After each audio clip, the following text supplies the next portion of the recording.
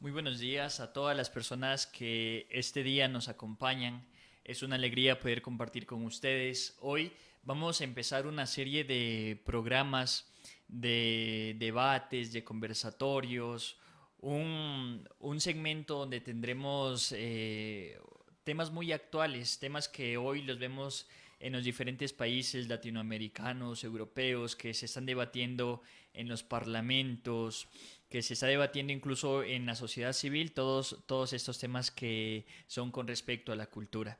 Y es importante que nosotros los podamos hablar sin tener ningún temor a poder concientizar, a poder meditar, reflexionar, sobre todo también a tener diferentes puntos de vista desde el aspecto académico, desde las diferentes ramas de la ciencia, la filosofía, la biología, la antropología y todas las ramas educativas que nosotros conocemos. Hoy tenemos un invitado especial porque hemos querido empezar este programa que hemos denominado Contracorriente y hoy hemos invitado a alguien que hemos visto que por muchos años ha dado esta batalla cultural. Desde Argentina nos acompaña un miembro de cofundador de Fundación Libre, Horacio Justo, que también es conferencista, escritor y es miembro también de la Fundación de la Radio La Resistencia. Es una alegría para nosotros tener a Horacio, la presencia de él nos hace bastante bien a nosotros, sus conocimientos seguramente en el desarrollo de este diálogo va a ser algo muy bueno, muy satisfactorio para cada uno de nosotros, así que si ustedes tienen preguntas, inquietudes, las pueden dejar para irlas desarrollando también en este diálogo que tendremos. Horacio, bienvenido. Qué alegría tenerte con nosotros. Muy buenos días, el gusto es mío, más que agradecido realmente por la invitación, por la oportunidad, así que esperemos que sea una hora de diálogo y de aprendizaje para todos, siempre dispuestos a responder y aclarando desde ya que aquello en lo que uno no tenga respuesta se compromete a investigarlo, a profundizar y también entendiendo de que no somos intelectuales, sino que simplemente transmitimos lo que hemos recibido, no somos referentes ni ejemplos, para eso hay gente que está mucho más capacitada. Simplemente venimos a aportar de nuestros humildes espacios aquello que creemos que puede servir para que la media pueda reflexionar e indagar en cuestiones que normalmente están por fuera del debate público, que normalmente están por fuera de la hegemonía actual. Muchas gracias, Horacio. Y hoy hemos denominado el primer programa que tendremos en Contracorriente la deshumanización de la sociedad, porque hoy hemos visto un sinnúmero de atropellos ideológicos, podríamos decir, incluso en el aspecto educativo. Esta semana veíamos una noticia con respecto al UNICEF donde mostraba la normalización de la pornografía, masturbación en los niños, apoyándose en el padre del psicoanálisis, Sigmund Freud, y vemos también el atropello ideológico que estamos viviendo también con respecto a nosotros como ecuatorianos. Te comento, Horacio, el año pasado la ONU quiso desembolsar, me parece que 40 millones de dólares al Ecuador como un plan de ayuda humanitaria, pero en un objetivo de ellos era que condicionaban a nuestro país si ellos nos daban estos 40 millones de dólares y nosotros aprobábamos el aborto. A propósito de que hace 2 semanas también, tres semanas se aprobó el aborto bajo la despenalización de la violación, aunque acá no sé, la Corte no ha detallado la sentencia todavía, sino que lo ha dejado en asamblea que lo pueda al Parlamento que lo pueda debatir bajo qué condiciones es esto que han aprobado. Y bueno, Horacio, como te lo dijimos, es una alegría contar contigo y nuevamente con este tema de la deshumanización de la sociedad. Hoy, estimado Horacio, vemos cómo diferentes influencers, diferentes personas, celebridades promocionan, a propósito de este mes del orgullo, promocionan diferentes ideologías. Entre estas de celebridades vemos, no, tal vez no una celebridad, sino una persona reconocida, Greta Thunberg. Vemos como, por ejemplo, promocionan todas estas ideologías, asimismo algunos youtubers, pero quisiera preguntarte, estimado Horacio, ¿cuál es el impacto que ha generado todos estos temas ideológicos en los jóvenes? ¿Cómo ves tú la posición de los jóvenes actualmente ante estos temas? Porque vemos también que toda la presión social que se está viviendo, en este caso en Latinoamérica, sobre todo también en Colombia, ¿cuál es el papel de los jóvenes en todos estos, en todo esto que estamos viviendo? ¿Qué nos podrías compartir, Horacio? Bien, en primer lugar, es difícil quizás hablar de los jóvenes porque no existe una suerte de entelequia que pueda aún unir todos los individuos que de hecho tienen comportamientos bastante heterogéneos, digamos. Si de repente yo dijese los jóvenes son revolucionarios o los jóvenes son parte de una lucha, podría estar dejando por fuera a mucha gente, es decir, como aquellos que dicen los jóvenes son de izquierda, y no, sinceramente creo que no es tan así. Hay muchos que son de izquierda, pero también hay muchos que están despertando hacia una derecha, hay muchos que son cristianos, hay muchos que están llamados a ser unidades de consumo de producción, entonces es un fenómeno complejo. Pero a grandes rasgos, ¿qué podríamos decir de la juventud? Analizando un poco y sin irnos del tópico central, que es esta suerte de objetivización de la sociedad, una suerte de sociedad que tiende a crear en las personas un objeto más que un sujeto, o en realidad son ambos conceptos simultáneos, yo voy a explicar por qué. Porque el joven se encuentra quizás, esto sí creo que es un fenómeno un poco más abarcativo de todos, el joven se encuentra perdido en su identidad. Y esto quizás le está quitando ese parangón del ser persona. Esto les podría plantear algo muy curioso porque se lo voy a explicar con una anécdota y luego les voy a explicar el marco más teórico, digamos, más abstracto, digamos. Pero siempre es prudente empezar con una anécdota para que se entienda. Tiempo atrás me invitan a mí a una reunión y era muy curioso porque estaba lleno de jóvenes, de hecho, estaba lleno de jóvenes. Estábamos con Agustín Laje, estábamos con otros camaradas. Y en esa reunión, entonces el organizador dice, bueno, esto es una reunión privada, empiecen a presentarse. Entonces empezaba, yo soy X, yo soy estudiante de abogacía, yo soy influencer y yo manejo tal grupo de jóvenes. Y entonces vino al lado otro y dice, bueno, yo soy Y y yo soy becario de tal universidad y también soy investigador aquí. También ya soy médico residente, a mí me acuerdo que dijo uno. Otro dice, bueno, yo soy youtuber e instagramer y tengo más de tantos seguidores. Así se presentó. Entonces yo los veía a todos que iban diciendo eso y digo, cuando me estaba decir, bueno, ¿y vos? Bueno, le digo, yo soy Horacio Justo, soy papá de la niña más linda del mundo, creo que soy un buen amigo, tengo pocos amigos, pero creo que soy un buen amigo. Soy una persona complicada en el carácter, pero trato de ayudar en cuanto puedo a un bien mayor. Soy católico, trato de ser buen hijo aunque no me sale. Eso es lo que soy. La pregunta fue, ¿quién sos? No, ¿qué haces de tu vida o qué haces para ganarte tu vida? Yo no dije, soy director, soy escritor. ¿A quién le interesa eso? A nadie le interesa. Pero curiosamente la gente cuando se pregunta quién sos, automáticamente responden los jóvenes, es bueno, yo soy lo que hago. Fíjense que es muy curioso, cuando alguien me pregunta, bueno, ¿vos quién sos? Bueno, yo soy estudiante. No, no, vos estudias, es lo que haces. Como también sos un ser viviente, como también sos alguien que está en este momento respirando. Una cosa es lo que uno hace, otra cosa es lo que uno es. Y ese concepto del ser se ha perdido en los tiempos modernos. Entonces, lo que sucede es que mucha gente, especialmente los jóvenes, han perdido ese núcleo de identidad y automáticamente salen a responder cuando se les pregunta quién sos, desde ser estudiante o trabajador, que no está mal ni estudiar ni trabajar, quiero aclararlo, pero digo, no es lo que define lo que uno es lo que uno hace. Porque luego lo que se muestra es que en eso lo que hay es una unidad de consumo y de producción totalmente maniable para que venga cualquier ideología a cooptarlos y transformarlos en unidades beligerantes. De hecho, es muy curioso porque para Herbert Marcuse, uno de los tres sujetos revolucionarios, además del guerrillero y el excluido, vayan a trazar luego los paralelismos con Colombia o Chile, además del guerrillero y el excluido, está el estudiante, está el joven, que está por fuera del mercado, pero en ese sentido es una persona que además por su corta edad, por su temprana edad, es una persona que todavía no ha establecido ese para qué morir. Como no tiene ese para qué morir, está en una búsqueda del por qué vivir.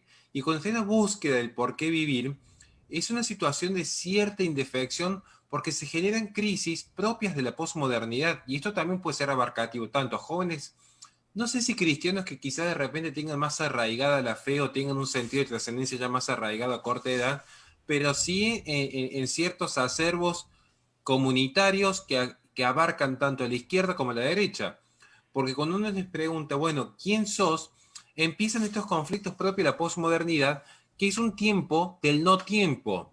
El tiempo del no tiempo, para que se entienda, es un poco lo que días atrás, para que la redundancia habíamos planteado, donde se ve que los jóvenes, los niños incluso, los niños, ya empiezan a aspirar a tener problemas de adultos. Además de que existe tanto un Estado a través de su educación como una hegemonía a través del metacapitalismo. Vayan a ver ejemplos concretos, lo que es el fenómeno de la ideología de género, es transversal, no es un problema exclusivo del Estado, porque hoy les puedo asegurar, y yo que tengo una hija, que es mucho más nocivo lo que se puede ver en Cartoon Network o Nickelodeon que lo que se puede ver con una docente 2 horas a la semana. Aclarado está, porque encima en la educación hay un estado de crítico de la mente, mientras que en la televisión hay un estado de pasividad de la mente. O sea, esto a veces parece que para algunos se le escapa este tipo de análisis. Pero entonces el joven está queriendo vivir como un adulto, enfrentado a problemas de adultos, porque esto es real. Hay una presión constante, ejemplos concretos, el fenómeno de los hombres en Japón, están enfrentados a una presión de ser parte de un sistema que los compele a la atomización, a hacer unidades de consumo y de producción. Pero por el otro lado también se encuentran aquellos adultos que se ven tentados en no crecer y en ser eternos hijos. Entonces aparece una sociedad infantilizada, una sociedad que no asume la responsabilidad de su libertad porque no tiene sentido de trascendencia. Entonces, el adulto juega a los juegos del niño, se viste como niño, actúa como niño, no asume responsabilidad como los niños. Entonces, hay niños hipersexualizados y a su vez hay adultos infantilizados. Y en eso se genera una sociedad del no tiempo, porque no hay pasado y no hay futuro. Es una sociedad donde el joven no posee identidad porque ya las revoluciones las han aniquilado. Revoluciones que esencialmente podríamos decir son de una izquierda, pero no es izquierda marxista como algunos hablan, sí quizás una izquierda más jacobina, una izquierda racionalista, igualitarista, verticalista, que constantemente ha bastardeado todo ese sentido de pasado que poseía una comunidad. Ejemplos concretos, uno lo puede observar cómo en cada manifestación siempre se atenta contra la identidad de una nación, uno de los principales cuerpos intermedios ante el poder global, porque de hecho no en vano se están atacando iglesias, museos, estatuas, porque es lo que le da a uno ese suelo, y yo voy a hablar respecto al suelo. Pero a su vez es una sociedad sin fruto, sin futuro, es una sociedad no tiempo. Y no me refiero solo a esa tendencia a no dejar descendencia. Muchos van a creer cuando se habla de control de natalidad que uno simplemente se refiere al fenómeno exclusivo de la legalización del aborto inducido. De hecho, les puedo asegurar que como forma de control de natalidad, el aborto inducido es un porcentaje ínfimo. Y uno ve a veces tantos influencers que han hecho de la causa pro vida una suerte de parangón político, una suerte de puntapié político, y mucha gente que ha creído sostienen que en realidad el aborto inducido es la principal causa de antinatalidad que deja sin futuro a la sociedad. No es tan así. Yo porque trabajo en las zonas más míseras de una ciudad, donde ni siquiera tienen agua potable, no es tan así. Ah, es verdad que el aborto importa, pero los controles de natalidad vienen por otro lado. De hecho, es muy común que incluso entre matrimonios católicos se dice, ¿cuántos hijos vas a tener? Uno, si la situación económica mejora, dos. No hay ninguno que siendo católico diga los que Dios quiere que yo tenga. Entonces, ¿por qué? Porque en realidad la cultura antinatalista no se refiere a algo tan violento como un aborto inducido, donde incluso la mujer que aborta en más de una ocasión lo ve como un acto violento, sino en ese reemplazo del hombre por el objeto. Entonces, en ese reemplazo del hombre por el objeto, como se dijo al comienzo, ya los jóvenes empiezan a considerar que es lo mismo tener un perro que tener un hijo, siendo que es diametralmente distinto. Yo tengo mascotas que he adoptado de la calle y sin embargo conozco en primera mano lo que es también tener un hijo, entonces no es lo mismo. Los niveles de sacrificio, los niveles de entrega, de abnegación que tiene uno son completamente disímiles. Entonces aparece esta idea del carpe diem, de la sociedad del consumo, la sociedad en la que dice no compres tu casa a los 20 años, alquilá, viajá, vivir, renovar licencias, todo pasajero, todo un constante servicio. Y luego eso genera una sociedad infantil, porque es una sociedad que no asume responsabilidad y viene el Estado paternalista, que lo que va a hacer es entregar más dinero a través de distintos planes para que esa sociedad infantil pueda seguir gastando y pueda seguir consumiendo, porque de eso se trata en última instancia, seguir gastando, seguir consumiendo. Este es el fondo de la cuestión y esta es la crisis que abarca a muchos jóvenes. Quiero hacer un paréntesis, porque a veces se habla de que uno dice, no podemos hablar en nombre de jóvenes. Estamos hablando de un fenómeno general cultural que abarca desde países del primer mundo al tercer mundo.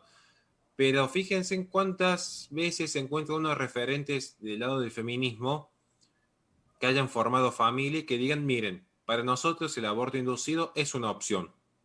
Entonces, nosotros hemos optado por formar familia y tener hijos, pero defendemos que la mujer no los quiera tener y pueda abortar.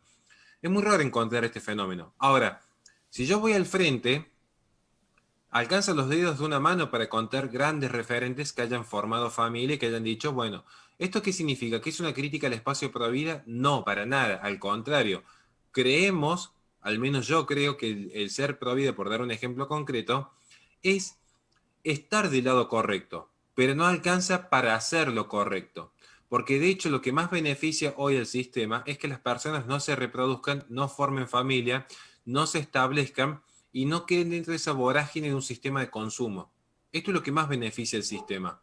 Y el sistema hoy, cuando se habla de hegemonía, donde se está subsumiendo al joven a ser un objeto, se lo subsume no a través de esta idea, como muchos han planteado, un estado orwelliano, sobredimensionado, de nubes grises y arquitectura brutalista. Muy por el contrario, es una suerte de mundo feliz donde se vive la ilusión de la libertad, donde muchos jóvenes, sean, por eso quise hacer esta declaración, ya sean de izquierda o de derecha, creen que han encontrado un principio de identidad, no se dan cuenta que la identidad se les ha vendido. Se les vendió que su identidad era ser provida. Se les vendió que su identidad era ser feminista. Se les vendió que su identidad dependía de que las grandes corporaciones vayan a financiar el lobby LGBT o la causa de Black Lives Matter. Y luego uno se entera, finalmente, como lo hemos denunciado en nuestra radio constantemente, quiénes han sido los principales beneficiarios y por cuántos millones. De hecho, Black Lives Matter en un solo año de pandemia y de crisis mundial había generado más de 90.000 millones de dólares en donaciones. Entonces, este dinero a algún lado va. Y de hecho son las propias víctimas, entre comillas víctimas, las que salen a denunciar que jamás obtuvieron ayuda de Black Lives Matter. Por tomar este ejemplo, porque podríamos hablar del ecologismo, que es la tesis de mi libro. Pero esto es lo que sucede, que al joven se le vende una identidad y el joven compra una identidad, pero no la forma, porque es un artificio, porque en la posmodernidad no se es lo que se es, sino lo que se dice que es. Uno dice, ¿qué tipo de trabalengua es este? En tiempos pretéritos, la verdad era, desde el realismo, la adecuación del intelecto a la realidad. Desde la hermenéutica, era aquel fundamento que subyace en el fenómeno, y en el misticismo, la verdad revelada. Ahora, en la posmodernidad, en realidad, se es lo que se dice que es decir, es el verbo el creador, ya no es el hombre creación, sino un hombre que es capaz de crear, y crear a partir de su propia palabra, de su discurso. Entonces, si el hombre dice, el joven dice, bueno, este perro equivale a un hijo, ya es un hijo. Y si dicen, yo siendo hombre, me autopercibo mujer, ya soy mujer. Entonces, es crear su propia realidad, pero en forma caprichosa, al igual que un niño como llora y patalea para que se le cumplan sus caprichos, cuando el resto de la sociedad más madura dice, no, ni un perro equivale a un hijo, ni un hombre es igual a una mujer, automáticamente se activan los mecanismos de capricho para que se le valide por la fuerza su identidad autopercibida. Entonces, ¿por qué existe este artificio?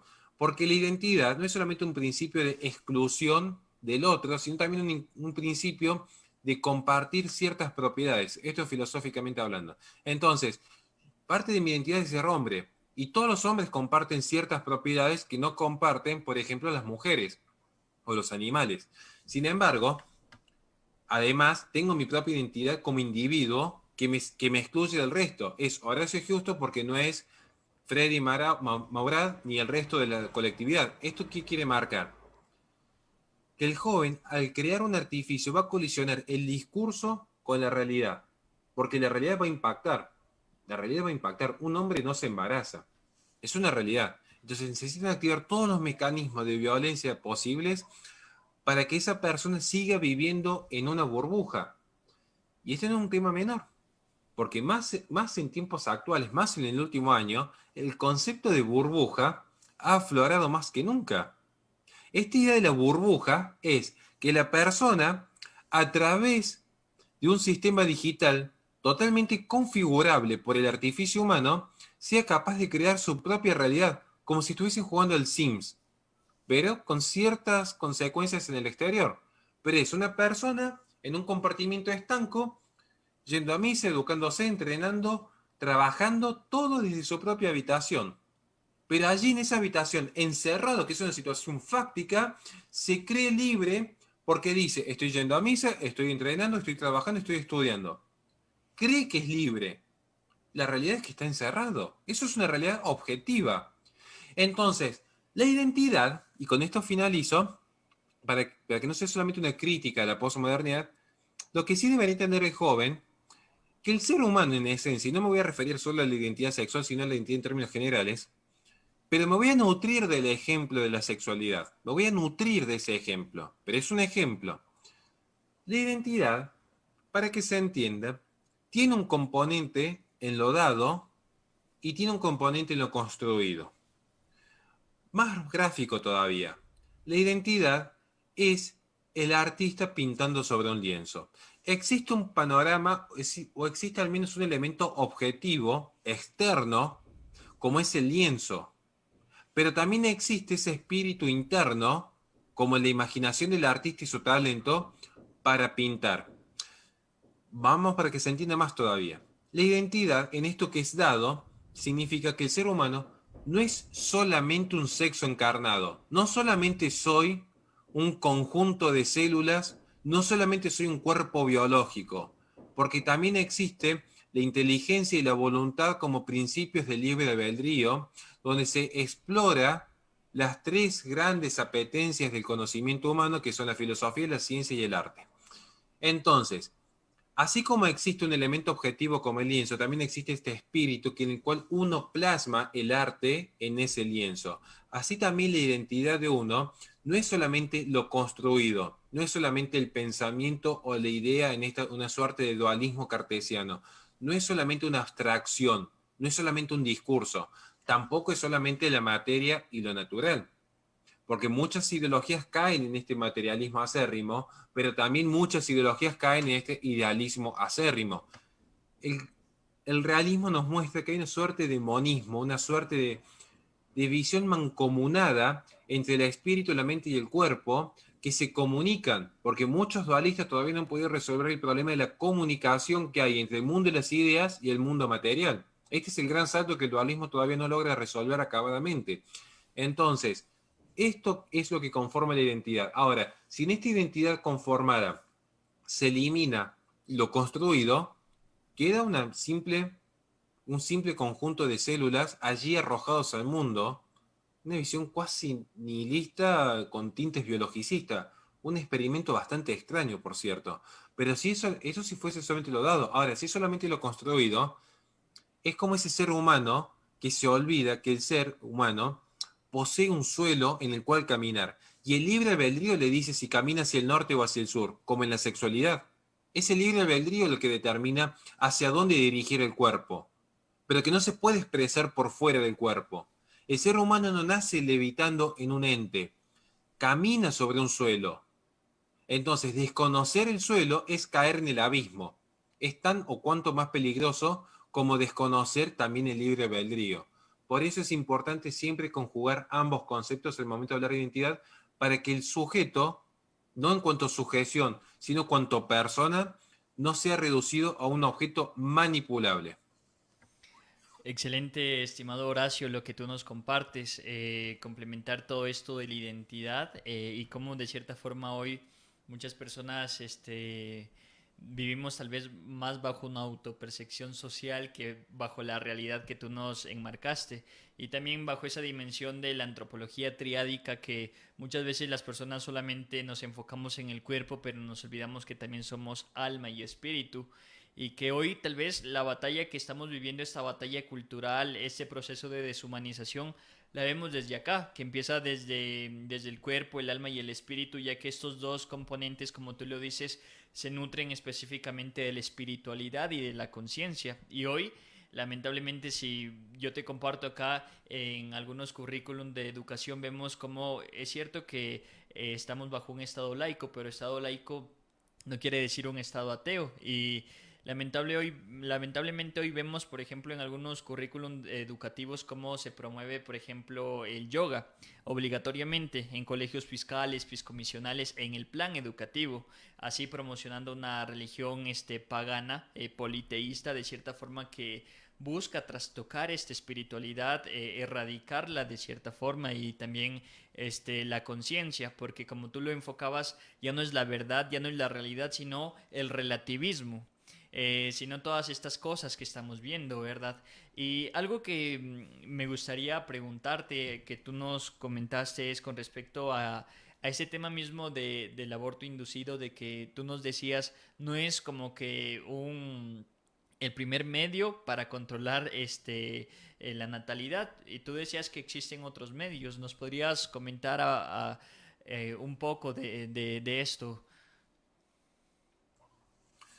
Bien, a ver, es real que el aborto inducido, quiero aclararlo, en gran medida puede ser una forma de control de natalidad, porque de hecho, para que se entienda, y después voy a explicar por qué no es tan así. En parte sí es así, en cuanto si uno observa particularmente las conferencias internacionales que empiezan en 1927, la presidente de- la presidente de Actas era Margaret Sanger, cuando comienzan las conferencias internacionales en 1927. De hecho, las conferencias toman un corte político ya a partir del 74, en el 84 y el 94, las conferencias de Bucarest, México, el Cairo. Siempre se han mostrado de corte más político, siempre estuvo en parte intervenida por organismos como la IPPF o ciertas tesis de raigambre más ecologista. Particularmente el ecologismo tiene un control de natalidad más extenso que el propio feminismo. O sea, esto es así.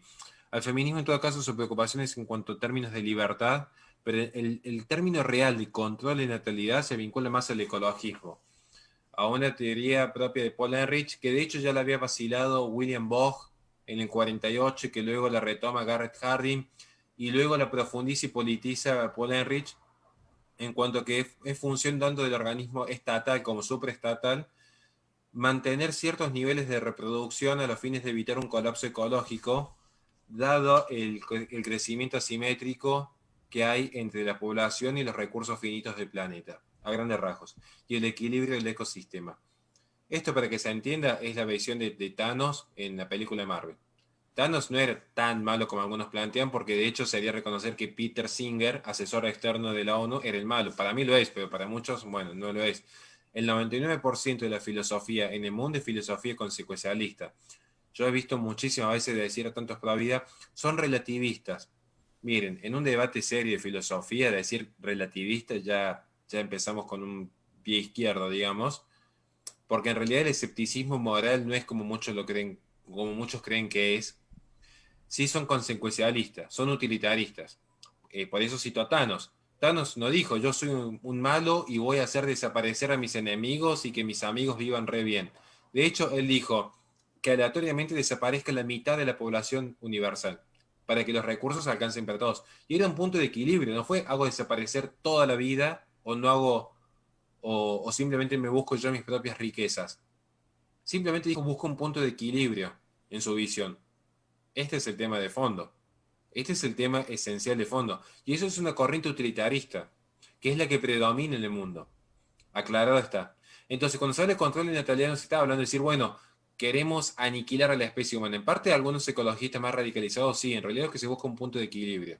Ahora, claramente que es un modelo erróneo, y esto yo lo hemos demostrado en mi última conferencia sobre el mito de la sobrepoblación, porque es un modelo erróneo y quiénes son los que realmente se benefician con los controles de natalidad, porque lo que se busca es que son ciertas regiones del tercer mundo en las que no se reproduzcan. Y tienen una explicación teórica que se ve especialmente en Garrett Hardin, es donde más se nota, no tanto en Paul Ehrlich.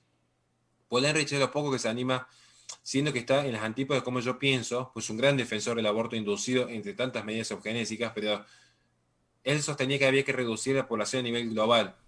Los otros autores se apuntaban más al tercer mundo, decir, bueno, Estados Unidos se reprodujo, Estados Unidos ya contaminó, China ya se reprodujo, ya contaminó, que África y América Latina no se reproduzcan y no contaminen. Es decir, en la carrera comercial algunos ya llegaron y establecen las reglas para el resto del mundo. Ahora, cuando uno habla de control de natalidad, lo que se está hablando es justamente de que se vincula íntimamente a lo que se puede observar en el mundo, íntimamente vinculado, que son dos conceptos distintos, a la caída de la tasa de fertilidad. De hecho, al ritmo en la que existe la tasa de fertilidad en Occidente, muchas naciones como España, para el 2100 están llamadas a desaparecer. La tasa de fertilidad tiene que ser por regla de 2,1. Esto es por regla. Y muchos van a decir, no entiendo esto de la tasa de fertilidad 2,1 y qué tiene que ver con el aborto inducido y por qué yo creo que el aborto inducido es el menor de los problemas. Ahora les paso a explicar. Me gustaría saber, por ejemplo, voy a tomar un ejemplo concreto con usted, si usted me lo permite, para que se entienda este ejemplo. ¿Qué significa tasa de fertilidad? Que la mujer se especifica sobre la mujer. Tiene una razón de ser que no, si hay tiempo la voy a explicar luego. La mujer, por mujer, tiene que nacer en una nación 2,1 hijos. 2,1 hijos. ¿Por qué? Vamos a tomar el ejemplo de Freddy. Freddy no es solamente Freddy. Es Freddy y todo lo que ha generado que Freddy esté. ¿Qué significa? Su mamá y su papá. Es decir, Freddy es una suerte de triada.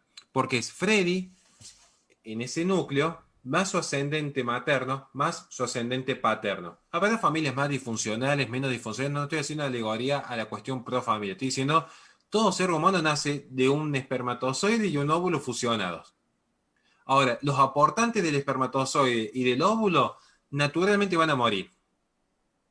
Y ese cigoto va a crecer y va a morir. Entonces, ustedes calculen, si ustedes tuvieran un solo hijo, mueren ustedes, mueren sus padres, y de 3 personas dejan el mundo y queda una sola en pie.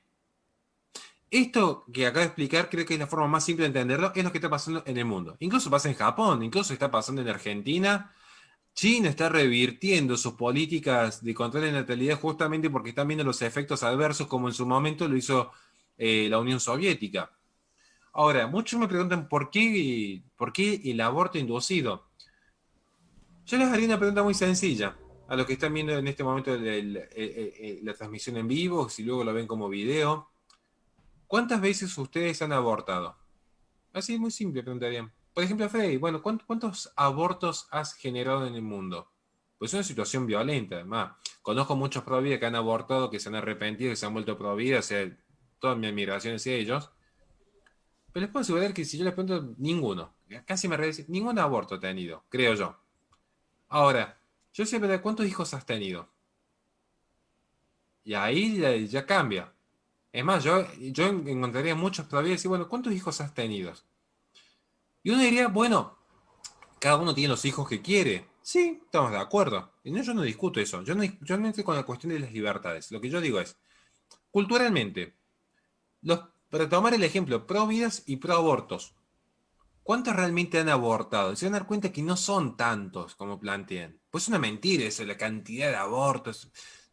Esto es real, digamos. O sea, yo trabajo con mujeres que han abortado. No es una experiencia decir, bueno, me hice una manicure, volví contento. Más allá que haya alguna persona media subnormal que sí lo festeje, en general no es un momento alegre. De hecho, muchas se arrepienten y luego se vuelven pro vida. Se los digo porque trabajo con mujeres así.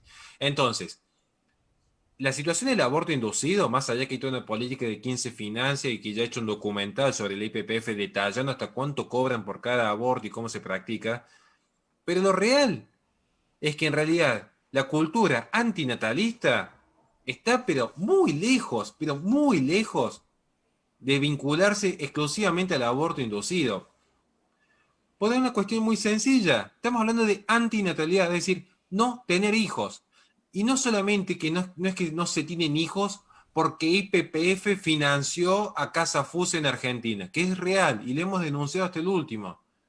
Sino decir, bueno, a ver, agarremos gente de 30 y 40 años, de cualquier espacio, ateos, católicos, pro vida, evangélicos, cristianos, militantes del feminismo, militantes del ecologismo. ¿Cuántos hijos tienen? No me vengan a hablar de si abortar, no. ¿Cuántos hijos tienen? Porque si ustedes están, supongamos, toma una mujer, si tiene menos de dos, entonces es porque la cultura antinatalista se impregnó. Y esto no es una crítica, no es ponerme yo en un papel de moral superior, no estoy describiendo un fenómeno. Hagan de cuenta que aquí está hablando un robot que simplemente está leyendo un grafiti en la pared. Un grafiti en la pared que le está diciendo a ustedes, una nación donde la mujer tiene menos de 2,1 en su promedio es una nación llamada a desaparecer, como sucede en España. Las mujeres que están al frente, que dicen combatir el globalismo, que dicen defender las libertades, que dicen defender la dignidad de un pueblo, tienen más o menos de 2 hijos. Ahí se resume absolutamente todo el problema. Ahí cuando uno empieza a ver que perder tiempo criticando la IPPF, que más vale que hay que... Yo he hecho un documental entero, pero digo, perder tiempo en el sentido de decir, hay que denunciar estos negocios sangrientos. El más inmoral de todo. Yo nací y voy a morir como militante pro vida. Pero yo también entiendo que ser pro vida no es solamente oponerse al aborto inducido. Es también generar conciencia de que si uno le dedica más tiempo a las redes sociales que tener hijos, termina siendo una unidad funcional a lo que el sistema realmente desea, que es que ciertas etnias y ciertas naciones no se reproduzcan y dejen vacíos sus territorios. No es lo digo en términos despectivos ni criticando absolutamente a nadie, porque lo último que haría sería criticar a alguien. Lo que estoy diciendo es simplemente esto es un análisis de lo que acontece hoy en la sociedad postmoderna, en la atomización del individuo que ha perdido no solo la fe, sino también el sentido de comunidad y el sentido de patria, que son los principales cuerpos intermedios que nuclean a las familias y las protegen de cualquier amenaza externa. Excelente, estimado Horacio, lo que nos compartes. Es importante recalcar que como los diferentes militantes pro vida, no solamente es la formación, sino también ese testimonio que tú nos quieres resaltar. Y bueno, también te escuchaba decir algo que es importante traerlo ahora a colación por lo que estamos viviendo en este mes. Tú nos decías una ideologización en las caricaturas, pero hemos visto muchas noticias también con respecto, por ejemplo, actualmente a la Agenda 2030 de la ONU, incluso a las diferentes agendas que nos quieren promover, planes educativos. eh, Diferentes códigos que se pretende imponer en educación, en la sociedad en común. Quisiera preguntarte, estimado Horacio, con respecto a ese tema que también es controversial de la ideología de género. Si nosotros entendemos, obviamente, que ser homosexual es muy diferente a pertenecer al movimiento LGBT y Q+, y sus siglas, pero ¿por qué los grupos que defienden la familia, la vida, los principios, por qué están en contra de este sistema? ¿Qué nos puedes decir tú, estimado Horacio, con respecto a este tema, a la libertad y todo eso? Porque a veces he escuchado a muchas personas que apoyan la vida, la familia, decir que la ideología de género coarta su libertad. ¿Qué tan cierto es esto, estimado Horacio? Primero hay que definir qué es libertad, digamos. Es un concepto bastante amplio. De hecho, la libertad para San Agustín como un uso virtuoso del libre albedrío no es lo mismo que la libertad para una suerte de liberalismo moderno que promueve simplemente la abstención y tolerancia, ya sea el bien o el mal, mientras no exista una suerte de coacción externa. Entonces hay conceptos que varían. Pero a grandes rasgos lo que sucede con la ideología de género y tocando el tema de los dibujos animados, primero que se demuestra que el concepto de adoctrinamiento no es un patrimonio exclusivo del Estado. A veces se cree que todo redunda en el Estado Posiblemente sí en términos de corporación, posiblemente no en términos de consumo. Porque en última instancia, si uno lo analiza fríamente, cuando se dice el Estado te saca con tus impuestos, te saca dinero de tus impuestos para volcarlo al financiar, por ejemplo, la ideología de género.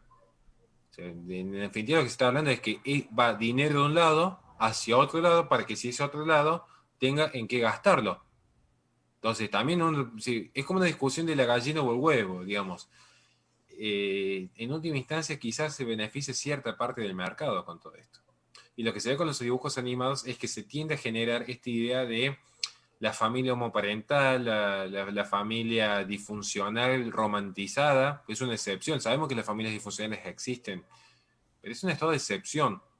Digamos, es como decir, bueno, porque esta persona peca, entonces yo tengo derecho a pecar, o porque esta persona se equivoca, yo tengo derecho a equivocarme. En todo caso, dice, no, justamente, si esta persona hizo algo mal, úsalo como ejemplo para vos no hacer el mal, y entonces ahí es donde empieza a aspirar a buscar elevarse uno. Por eso estoy yo muy a favor cada día de retirarme más de las redes sociales, es decir, primero trato de priorizar estar bien con mi hija, estar bien con mis amigos, estar bien con mi trabajo y generar un cambio en las micro relaciones de poder. Pero bueno, es una discusión más a largo plazo esa. Pero volviendo al tema de la ideología de género en los dibujos animados, se dice que coartan la libertad, la ideología de género. No sé si la cuartan, yo creo que la extreman. Yo creo que la extreman. Coartar la libertad. Yo creo que lo que se hace es extremarla al punto de decir, ya para el hombre moderno no existe límite en cuanto a nación, no existe límite en cuanto a cultura, no existe límite en cuanto a derecho, tampoco existe límite en lo moral, no existe límite en lo biológico, no existe ningún tipo de límites. Ni siquiera existe un límite ya en la edad. Y esto es lo peligroso.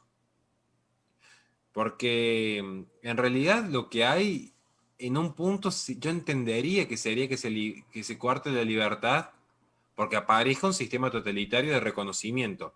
Es decir, si una persona se reconoce transespecie, transgénero, transhumano, se coarta la libertad de la comunidad de decir, sos un delirante, y entonces empieza un proceso de coacción, no solamente para financiar los delirios, sino también para que uno no pueda expresar su repudio a tal delirio.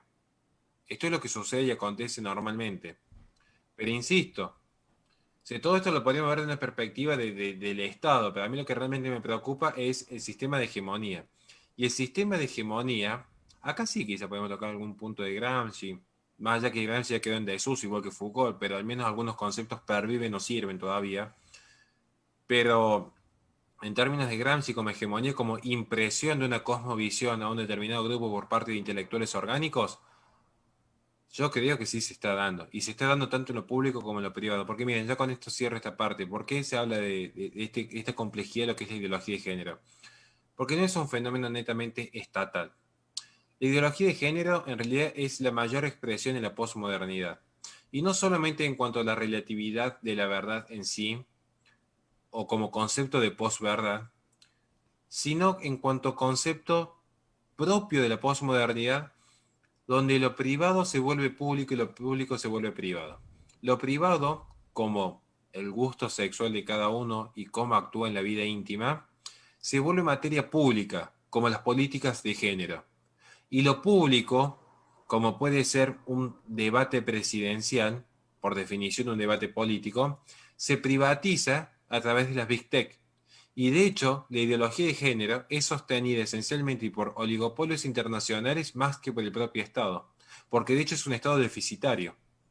Hoy, la comunidad LGBT, de hecho, es esencialmente, podríamos decir, por usar términos de la propia izquierda, que les gusta usar este término a la izquierda, es más que todo neoliberal, porque es un mercado de identidades, es un mercado que toma elementos emergentes y accidentales de una persona, como puede ser simplemente un gusto sexual, y lo elevan a una categoría de identidad. ¿Por qué? Porque la persona naturalmente va a luchar por prevalecer. Esto es un instinto natural. En esa lucha por prevalecer, si la persona está convencida de que prevalece ya no plantando un árbol, escribiendo un libro, teniendo un hijo, sino considerando que su gusto sexual es tan importante para que otro le resulte importante, entonces, cuando viene al mercado, le dice, eso que para vos es importante, nos vamos a encargar que sea importante para el resto, para que todos consuman a la par tuya los mismos productos. Porque ya en la posmodernidad no se compran y venden bienes y servicios, se compran y se venden ideas, y son ideas identitarias. Vean la NBA, Starbucks, Netflix, ya no se venden bienes y servicios, se venden ideas. Y la gente compra ideas, porque con esas ideas se está comprando su propia identidad. ¿Por qué compra una identidad? Porque lo que naturalmente perdió, artificialmente recompone. Y aquí aparece el fenómeno de ideología de género, que también se vincula luego en algunos otros aspectos a las familias transespecies, los transhumanos, pero ya sería materia de otro debate. Excelente, estimado Horacio. La verdad creo que cada vez que hablas puedes ampliarnos un poco más también todo lo que estamos viviendo. Y sobre todo creo que todo esto se resume en la identidad, en esta identidad con lo cual empezamos a hablar. Eh, Te comento, estimado Horacio, que nos están siguiendo padres de familia, estudiantes, personas, y me gustaría que hay personas que se están formando en estos temas, que están empezando y viendo tu formación y también me imagino hay personas que, por ejemplo, ni siquiera saben quién es Margaret Sanger o los diferentes autores que tú nos acabas de nombrar.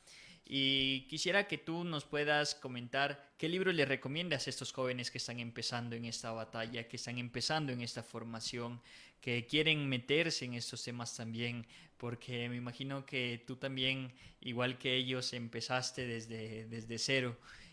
¿Qué libro les puede recomendar? Nos puede recomendar a todos nosotros, estimado Horacio. Estás con el micrófono.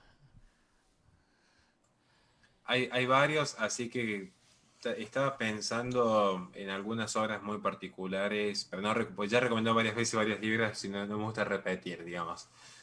En primer lugar, recomendaría, voy a hacer un poco de publicidad aquí. Hay dos autores que yo mencioné que son Marcuse y Margaret Sanger. Sobre los dos yo tengo documentales que me han llevado mucho tiempo de editar, han sido como 2 semanas de trabajo de edición y de armado. Dos documentales que están en mi canal de YouTube. El de Herbert Marcuse, se llama Herbert Marcuse, mini documental, y luego el de Margaret Sanger, que no me acuerdo si está bajo el título de IPPF o bajo qué título está, o el cientificismo, pero es uno de los últimos videos que he subido, que hizo un documental de 1 hora, de hecho. Ese es bastante largo, ese sí fue muy complejo, es un documental de 1 hora, pero documental significa estar hasta la última palabra documentada y con las fuentes para que lo pueda buscar cada uno.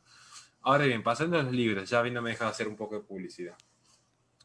Recomiendo mucho este libro que se llama La rebelión de la nada, de Enríquez Díaz Araujo, porque de hecho de aquí es donde me inspiré para hacer mi documental de Frantz Fanon, que fue un precursor de lo que hoy se conoce como Black Lives Matter. La rebelión de la nada, de Enríquez Díaz Araujo, creo que es un libro brillante que explica lo que es esto, la rebelión de la nada. Un título brillante de un intelectual que en paz descanse, que nos abandonó recientemente. Creo que es un gran libro.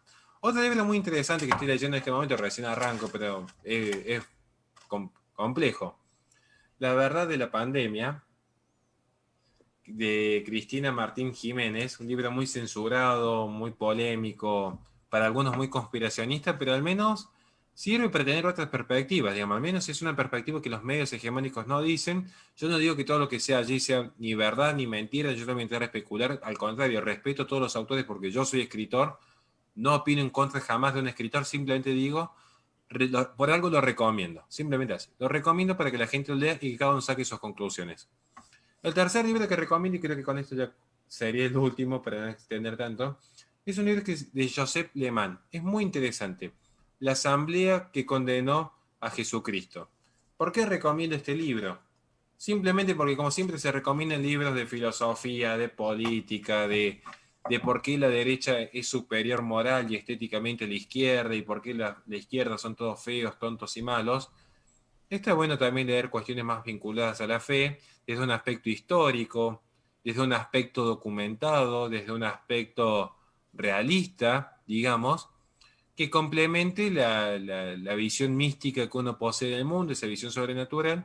Es muy interesante ver realmente por qué se condenó a Cristo. Es, como es muy llamativo el libro, porque yo en un momento pensé, bueno, sería una suerte como de novela documentada, pero tiene que ser una novela. De hecho, es muy preciso, aporta mucha información sobre las leyes de aquel momento. Entonces, incluso es una suerte de novela histórica, jurídica, llamativa, interesante. Ah, y un último libro que sí recomiendo ya que estamos, que lo tengo en ¿dónde creo que lo perdí? Acá está. Este. Ortodoxia de Chesterton. Hace poco se cumplió el aniversario de él, así que bueno, quería también recomendarlo. Estos fueron los primeros libros que he leído, porque habla un poco de lo que hemos hablado hoy. De hecho, habla un poco de lo que hemos hablado hoy. Es más, también les recomendaría un libro de Chesterton, si no pueden conseguir Ortodoxia, uno que se llama La Esfera y la Cruz. Muy interesante ese libro, porque de hecho es lo que hemos planteado al día de hoy. Miren, cierro con esta anécdota. Un día me preguntaron, estaba en un debate televisivo con un legislador comunista. Sé claramente que estaba yo, pero a mi derecha la pared, básicamente.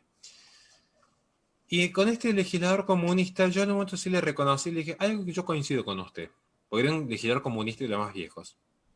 ¿Qué tanto usted como yo estamos dispuestos a matar o morir por lo que creemos? Porque ambos sabemos y estamos convencidos de cuál es el fin de nuestras vidas.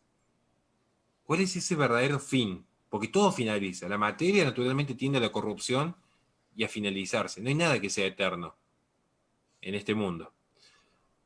Sin embargo, hoy la nueva derecha estaría más vinculada a lo que podríamos ser un paleoconservadurismo, una vieja izquierda, y hoy la nueva izquierda está más vinculada a un liberalismo moderno.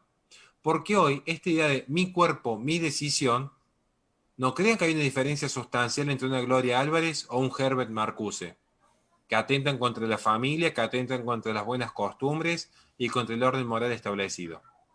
Y sin embargo, hoy la nueva derecha está más preocupada por proteger a ese padre de familia, que es un trabajador honesto, que se desvive de sol a sol por sus hijos. Hoy esa nueva derecha está más preocupada de que el Estado no lo reviente impuestos y de que no lo estén adoctrinando sus hijos, tanto los medios privados como los estatales. Entonces, esa preocupación por el trabajador y las masas, por eso ese paralelismo con el viejo comunismo, fíjense en quiénes son los que votan hoy a los candidatos de derecha. Orbán, Dudá, Abascal, Gómez Centurión, Trump, por dar algunos ejemplos, son justamente los que forman parte de ese estado profundo, el campesinado, el humilde, lo que para muchos sería el proletariado, el empleado de comercio, el taxista, el almacenero, porque son los que están por fuera de esas unidades cosmopolitas como los iluminados de Harvard, conectados al globalismo, conectados a las costas, lo superficial, lo superfluo, lo que se deja llevar por la corriente. Aquellos que están aferrados a ese centro son los que están resistiendo al día de hoy esta embestida cultural que luego se traduce en fenómenos económicos y políticos. Pero esencialmente es cultural. Y antes que una batalla cultural es, ante todo, una batalla espiritual. Excelente, estimado Horacio. Como tú dices antes, lo que estamos viviendo más ese contexto cultural es más espiritual y me gustaría también compartir la frase de Juan Pablo I, un papa que solamente duró 30 días en su pontificado. De la fe solamente quedará lo que se defienda. Y es importante por eso la formación que debemos tener. Y para terminar, estimado Horacio, ¿nos podrías dejar un mensaje a todos los jóvenes que están empezando, a todas las personas que quieren dar esta lucha? Porque hoy vemos que muchas veces, lamentablemente, estamos una mayoría silenciosa, atemorizados por esa minoría ruidosa, una mayoría que piensa que tal vez las minorías hoy son más, aunque parezca algo contradictorio, porque lamentablemente muchos estamos dormidos, no nos despertamos en todo esto que se está viviendo ya a pasos agigantados y es importante hacer algo. ¿Qué le recomiendas a esas personas, sobre todo para despertarnos y para dar esta lucha? ¿Por dónde empezar? Voy a empezar un poco negativo y tratar de terminar un poco más positivo. Les recomendaría que no endiosen a influencers, que no endiosen a ningún rockstar, a ningún marketinero, porque cada uno hace su lucha de su espacio. Entonces muchos aspiran a decir, quiero empezar la lucha pro vida, esperando tener más likes, más seguidores, más fama. Es todo efímero. Todo esto es una farsa. Todo es una farsa. Yo soy una farsa, este programa es una farsa, Internet es una farsa. ¿Saben por qué es una farsa? Porque el día de mañana van a decir una palabra que a alguien no les gustó, los van a cancelar de por vida y se van a quedar sin nada. El día de mañana YouTube decide que de repente su canal ya no es apto para todos y de estar viviendo en forma ostentosa van a quedar en la nada. Todo es una farsa. El día de mañana van a ser abogados, van a querer defender la cuestión pro vida, les van a cancelar la matrícula, van a quedar en la nada. Igual que los médicos y que tantos profesionales. ¿Saben qué es lo único que les va a quedar? Su familia. Es lo único que les va a quedar. Nosotros cuando entramos al merendero y trabajamos con gente complicada, gente que ha salido de la cárcel, y está en salidas transitorias, y estamos conviviendo con lo que muchos lo ven en un programita de televisión, es donde nosotros entramos todos los fines de semana. Y hemos visto de lo peor, de lo peor, de lo peor. Yo he tenido chicos que llevarlos al hospital porque estaban con un coma alcohólico a los 11 años. Y porque, entonces, ¿qué es lo que les diría yo? Y algo que aprendí en esos ambientes. No sean giles. Esta sería la gran enseñanza. Perdón por el vocabulario poco técnico, poco coloquial, pero hay momentos para ser más académico y momentos para ser más realista. ¿Cuál es el mensaje? No sean giles. ¿Quieren dar la batalla cultural? Me parece fenomenal. Me parece fenomenal. Hace falta. Es la madre de todas las batallas, como hemos hablado tantas veces con Agustín Laje. Es la madre de todas las batallas. Pero no descuiden lo que es esencial. La familia, los afectos, los amigos, la comunidad. No lo descuiden. Quizás no tengan tanto éxito, porque en vez de estar escribiendo en Twitter, escribiendo tonterías todo el día en Twitter, quizás tengan menos tiempo, pero créanme que a largo plazo les va a servir. A veces mejor menos suscriptores, menos ganancias, pero no hay nada en este mundo que les vaya a servir. Eso es lo que quiero dejar en claro. De hecho, ustedes no vienen a este mundo a servir. Vamos, uno no viene a servir al mundo. Quiero aclararlo, ¿no? Entonces uno cuando tiene claro a qué viene, ya mucho se clarifica. Eso como primer consejo. Como primer consejo, no sean giles, no agranden a gente, tómenla como referente. Yo tengo grandes referentes a los cuales admiro, constantemente estoy consultando. Agustín Laje, Miklos Lukács, El Picalibro, Pablo Muñoz y Turrieta. Hay, pero para aprender, sobra gente para aprender. Y para ayudar y colaborar. Pero siempre con ese sentido de mesura. Porque si uno quiere crecer rápido, pues esto lo he visto muchos chicos, pues yo sé por qué doy este consejo. Muchos dicen quiero ser influencer y quiero crecer rápido y si piensan que ser pro vida es un merchandising. Entonces, ¿por qué son pro vida? Porque acabo de escribir una frase en contra del feminismo con 100 caracteres. De nada importa el que escribió un libro, no importa que yo escribí una frase en 100 caracteres y me puse el pañuelo pro vida al cuello. Entonces ya soy influencer pro vida. ¿Por qué? Porque tengo muchos seguidores y me puse un pañuelo. No. ¿Sabes qué es ser pro vida? Cuando tenés que entrar a una villa pidiendo que te acompañen dos veteranos de guerra armados para ayudar a una mujer que abortó y ver cómo se rescate esa vida, porque una ya se perdió, pero al menos que ver cómo se rescate esa mujer que está en una red de prostitución. Así se es pro vida, no con la farándula de las redes sociales, porque cerramos las redes sociales y no quedó nada en tu vida, no quedó nada. Y yo sé por qué lo digo, porque es muy tentador este mundo de redes sociales, es muy tentador. Es como actúa el mal hoy, de hecho. Pero bueno, hay que preservar y mantenerse en carrera hasta el final. Ese es el primer consejo. El segundo consejo es, sean humildes y en ese sentido, humildad en el sentido real de la palabra, no se menoscaben. Yo creo que es tan guerrero, yo creo que es tan guerrero, que es tan valiente y vale tanto, quizás no para el mundo moderno, porque el mundo moderno viene que es bastante exitista, digamos, o sea, es de acuerdo a cuánto ganás, es cuánto vales. Pero para Dios no hay ojos anónimos. Entonces, a mí eso es que me gusta mucho, digamos. Para Dios no hay ojos anónimos.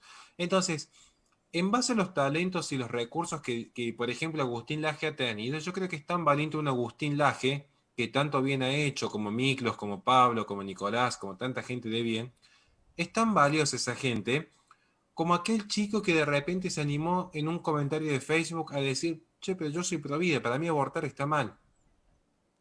Y uno diría, sí, pero no puedes comparar el éxito de uno con el del otro. No, no, no, yo sé que son diferentes. Y si digo, tanto bien que ha hecho tanta gente, pero también rescatemos esos pequeños gestos, eso es lo que yo voy.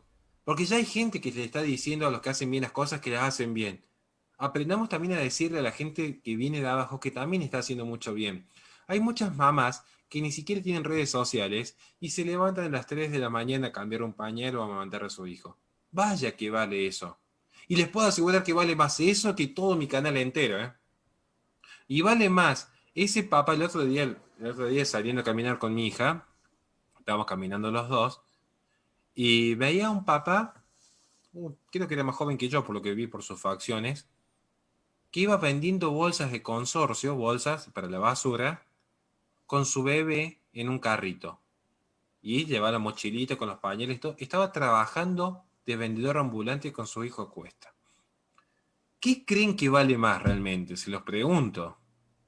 Cualquier estupidez que yo pueda escribir en mi Instagram como las reflexiones diarias, o un papá que sale con el hijo a trabajar en forma honesta. ¿Qué creen que es más valioso?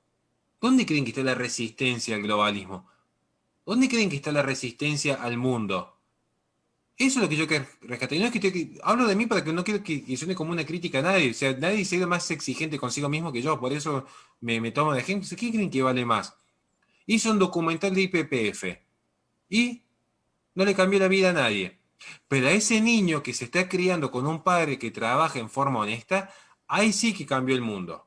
Eso sí que fue un cambio. Por eso quiero valorar estos pequeños gestos del chico que se animó a escribir algo en Facebook, del joven que se animó a ir a un grupo a la iglesia y decir, creemos un grupo de jóvenes, ayudar a que más chicos vengan más a la iglesia. Eso es lo que vale, lo que no se ve, lo que no se compra, lo que no se vende. Eso es el verdadero cambio. El joven el joven, 40 años, que fue a visitar a la mamá en medio de la pandemia a tomar mates con la mamá. Eso es lo que va a cambiar el mundo. Y no que estemos de un lado diciendo, vos sos la feminista, no, vos sos el facho conservador. Para.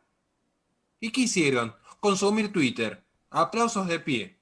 ¿Qué es lo que quería Twitter? Vender. ¿Qué hicimos? Comprar.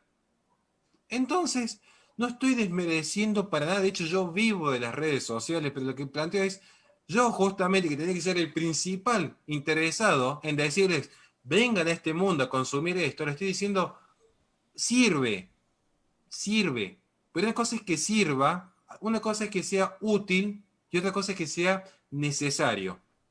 Puede ser útil como puede ser importante, pero las verdaderas necesidades están por fuera de lo que se ve. Las verdades necesitan por fuera de lo que se ve. A mí cuando me dicen, ¿cómo te podemos ayudar? Y mira, si me quieres donar plata, yo te la voy a aceptar sin ningún problema porque eso me permite sostener la radio, sostener la fundación, sostener el merendero. Y yo siempre voy mostrando los tickets, lo que se compra y lo que no, claro, ¿no? Pero digo, ¿pero qué es lo que más me sirve? Alguien que desde el anonimato dijo, che, recé un rosario por vos. Wow, o estuve orando por vos, porque hay distintas expresiones del credo. Digo, pero eso es lo que va a cambiar el mundo. Entonces, ese es mi segundo consejo. Y el tercer consejo, con eso no me extiendo más, no tengan miedo. No tengan miedo. Miren, muchos decís, bueno, Horacio, para vos es fácil porque vos tenés una fundación que te sostiene. No, primero que a mí no me sostiene absolutamente nadie. Seguimos todos muy solos. A mí me ha salido a inventar estupideces, a querer escrachar con estupideces. Me han amenazado de muerte de 2 veces a mi hija. Me han bloqueado los pagos en 2 plataformas. Que todos saben el problema que tuve que hacer para recuperar la plata. O sea, hemos tenido censura, me han escrachado en el Ministerio de Derechos Humanos de Argentina, me han escrachado en la televisión pública con nombre y apellido ya 3 veces, me han amenazado a mí personalmente. O sea, no tengan miedo, y acá estoy, no pasó nada. Miren, yo no me achiqué cuando tuve que subirme al ring a pelear con un campeón panamericano. Miren si me voy a achicar con una empresa o con alguna cuenta o con un estado. O sea, no hay que achicarse ante nadie. No tengan miedo. Porque ¿saben cuál es el tema? Y le hago un poco de spoiler de sus vidas. Y con esto cierro. Y acá sí voy a ser un poco drástico. ¿Por qué les digo que no tengan miedo? Les voy a hacer un poco de spoiler en su vida. Se van a morir. Todos. Yo también. Pero, yo sé que me voy a morir. Pero cuando yo me muera, yo me llevo al cajón dos cosas. La mano de mi hija y a Cristo. ¿Sí? Yo tengo por qué morir. Entonces yo cuando me levanto, yo trato de vivir tranquilo, no me gusta entrar en conflictos con nadie. Ustedes van a ver, vayan mis redes, siempre trato de hablar de alguna idea abstracta, decir, bueno, vamos a hablar de, esta semana vamos a hablar del globalismo, vamos a hablar del ecologismo, vamos a hablar del feminismo. Y digo, esto se puede rescatar de Miklos Lukács, esto lo rescato de Nicolás Márquez, esto lo rescato de fulano, de Mengano. Sí, vivo tranquilo. Yo vivo tranquilo, salgo a la calle, alguno que me insulte, le digo, bueno, tenés razón, soy un tonto, soy un idiota, habla mal de mí a espaldas un montón de gente, bueno, qué lástima que utilices tu tiempo en eso. Pero yo todas las mañanas cuando me levanto, ¿ven? Yo estoy dispuesto a encontrarme con mi creador y vamos a rendir cuentas. Pero cuando me toca pelear, yo siempre digo, uy, el que está al frente como en el ring de boxeo, este me va a matar. Bueno, vamos a ver si me mata. Pero ¿y si me mata, cuál es el problema? Entonces, lo que yo le digo a los jóvenes es, si van a entrar en esta batalla, sin miedo, porque ¿saben qué es lo peor que les puede pasar? Que les vaya mal. Esto es lo peor que les puede pasar. ¿Qué va a pasar? ¿Les fue mal en la batalla cultural? ¿Les fue mal en un conflicto? Le dijeron algo al docente y el docente los reprobó. Dijeron algo en la mesa y se enojó un primito. Dijeron algo con un amigo y el amigo se empacó y ya no les habla más. Cortaron con la novia, pueden pasar muchas cosas por tomar posición en la vida. ¿Pero miedo a qué? A mí me daría miedo una vida intrascendente. A mí me daría miedo llegar a la cara del creador y que me diga, ¿qué? Te di estos talentos, ¿qué hiciste? No, los enterré. Los enterré porque tuve miedo, no sabía qué hacer con los talentos, los dejé allí guardaditos. Que no los vea nadie. No, humildad es callar nuestras virtudes y dejar que los demás las descubran. Entonces, uno en silencio trabaja, trabaja, trabaja y hace. No tengan miedo. Miren, posiblemente esta batalla la perdamos. Hay una serie de fenómenos que anuncian que posiblemente esta batalla se pierda. Es una posibilidad. Pero al final de los tiempos, tratemos de estar del lado correcto. Porque al final de los tiempos sabemos que ciertas ideas no van a prevalecer ante las puertas del bien. Entonces, simplemente eso, no tengan miedo. Si igual van a morir. ¿Qué mejor que morir de pie que haber vivido arrodillados? Simplemente eso y perdón si me extendí en este último mensaje. Excelente, estimado Horacio. En realidad son consejos muy acertados que seguramente tal vez muchos no esperaban estos consejos, pero creo que han sido los más apropiados porque a veces se confunde la batalla provida con el hecho de ser reconocido, cuando no tiene que ser así. Y también lo que tú nos has llevado este mensaje con una cosmovisión cristiana que es muy importante resaltarla. Agradecemos tu presencia, estimado Horacio. Gracias por aceptar esta invitación. En realidad es un gusto poder haber compartido contigo, igual con todas las personas que nos han seguido a través de nuestra plataforma de Radio y TV La Inmaculada. Les hago la invitación también el próximo día miércoles a las 11 de la mañana. Tenemos un nuevo programa de Contracorriente. Gracias, estimado Horacio. Muchísimas gracias.